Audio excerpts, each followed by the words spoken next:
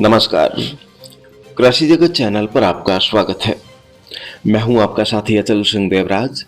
और दोस्तों, रंगों का ये महापर्व आपके जीवन में अनंत सुख, समृद्धि और खुशियां लेकर आए। हमारी ओर से आपको और आपके पूरे परिवार को होली की हार्दिक शुभकामनाएं। और अब मौसम पूर्वानुमान। वर्तमान में प्रदेश के ऊपर एक कमजोर पश्चिमी विक्षोभ का असर देखा जा रहा है। इसके प्रभाव से कल दोपहर बाद से राज्य के कई भागों में बादल छाए हुए हैं और इन बादलों का घटाटोप देखकर किसान भाइयों ने खेती के कामकाज को व्यवस्थित कर दिया है।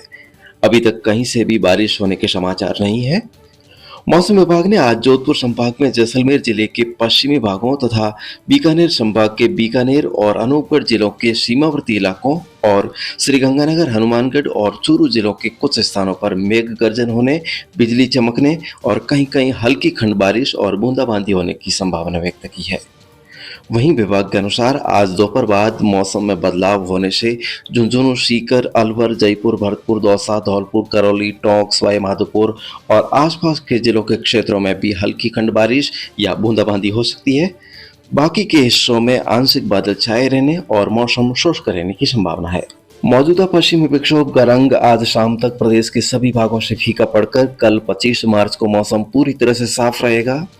परसों 26 मार्च को दोपहर बाद एक और नई कमजोर पश्चिमी गड़बड़ी की दस्तक होने से फिर से राज्य के अधिकांश भागों में बादलवाई बढ़ने से फसल कटाई कर रहे किसान भाइयों की चिंता बढ़ सकती है। इस दौरान आने वाले मंगलवार की शाम से गुरुवार तक बूंदाबांदी होने जैसा मौसम प्रतीत होने, कहीं कहीं हल्की बूंदे गिरने का मौसम रह सकता है।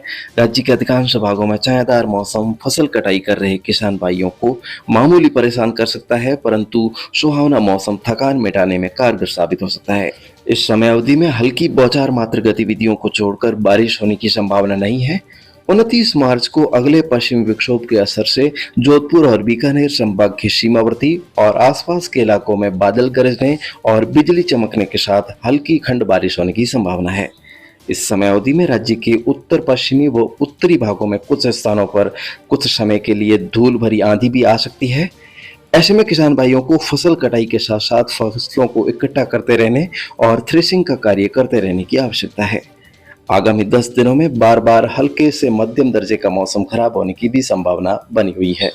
आगामी दिनों में तापमान में उतार चढ़ाव का दौर जारी रहेगा। अब दिन और रात के तापमान में निरंतर बढ़ोतरी होने की संभावना है। आज बीकानेर संभाग के जिलों और आसपास के क्षेत्रों में हवाओं का रुख उत्तर पूर्वी रहने का अनुमान है, जबकि शेष दक्षिणी पश्चिमी व मध्य दक्षिणी पूर्वी भागों में दक्षिणी पश्चिमी दिशा से सामान्य गति से हवाएं रह सकती है। कल राज्य के अधिकांश भागों में उत्तर पूर्वी हवाएं रहने की संभावना है। आगामी दिनों में हवाओं की दिशा में बार बार बदलाव होने की आशंका है। तो इस प्रकार से रहेगा अगले 10 दिनों का मौसम। और दोस्तों, आज सुबह 9:57 से फाल्गुन की पूर्णिमा तिथि लगेगी और आज उत्तरा फाल्गुनी नक्षत्र है। आज पूर्णिमा का व्रत और होलिका दहन होगा। निर्णय सागर ज्योतिषीय पंचांग के अनुसार आज प्रदोष व्यापिनी पूर्णिमा को भद्रा घटी उतरने के बाद होलिका का दहन किया जाएगा और इस वर्ष पूर्णिमा तिथि चतुर्दशी को ही है। इससे आज फाल्गुन शुक्ल पक्ष चतुर्दशी रविवार 24 मार्च 2024 को रात्रि में भद्रा के बाद 11:14 से मध्य रात्रि 12:20 के बीच गांव देहात की होलिका का दहन करना शास्त्र सम्मत है। और इस बार शुक्र ग्रह पूर्व दिशा में उदयावस्था में रहने से अपने अमुक स्थान से पूर्व दिशा में ही होलिका का दहन करें। और ज्योतिष शास्त्र के अनुसार फाल्गुन शुदी पूर्णिमा होली का पर्व देख, पूर्वे प्रजा सर्व सुखी पिछम आधोलेख, उत्तर जमानो जोर है कोणों से कोरो होय, जे आकाशा पवन चले छत्र भंग पर होय, रोपणी में रुप गया बादल जो आकाश, होली तके बादला खेती करे विनाश। अर्थात होली जलाने के समय वायु को देखकर विचार किया गया है कि यदि उस समय उत्तर दिशा से हवा चल रही है तो बहुत अच्छा शुगाल यानी कि जमाना होगा, पूरी पृथ्वी पर सुख शांति रहेगी, चारों ओर फसलें भी अच्छी होगी। पूर्व दिशा से हवा चल रही है तो कुछ जगह जमाना होगा, कुछ जगह पर कम जमाना अर्थात कोरा रहेगा। और यदि दक्षिण का पवन चले तो यह अकाल पड़ने के लक्षण माने जाते हैं। और यदि चारों तरफ से हवाएं चले तो सुख शांति का अभाव रहेगा। और यदि उस समय बिल्कुल भी हवा न होकर होली का लो अर्थात झाल सीधी ऊपर की ओर जाए तो समझना चाहिए कि सभी अपनी जगह बैठे रहेंगे, हर तरफ सुख शांति रहेगी। तो दोस्तों, आप भी अपने गांव देहात की होलिका का दहन और अन्य समारोह में समय निकाल कर जरूर सम्मिलित होवें और बताए गए सुकून भी अवश्य देखें। मैं इस तरह की रोचक जानकारी हमेशा आपके लिए लाता रहूंगा। तो आज इस साल का फाल्गुन गीतों का अंतिम दौर है, तो इस दौर का लुत्फ उठाने के लिए सुनते हैं आपकी पसंद के कुछ फागुन गीत। और मुझे दीजिए आज के लिए इजाजत। कृषि जगत चैनल पर मौसम खबरों का सिलसिला जारी रहेगा। अगले वर्ष आने वाले होली के त्योहार तक का समय हम सभी के लिए शुभ और मंगलकारी रहे। इन्हीं शुभकामनाओं के साथ जय श्री राम।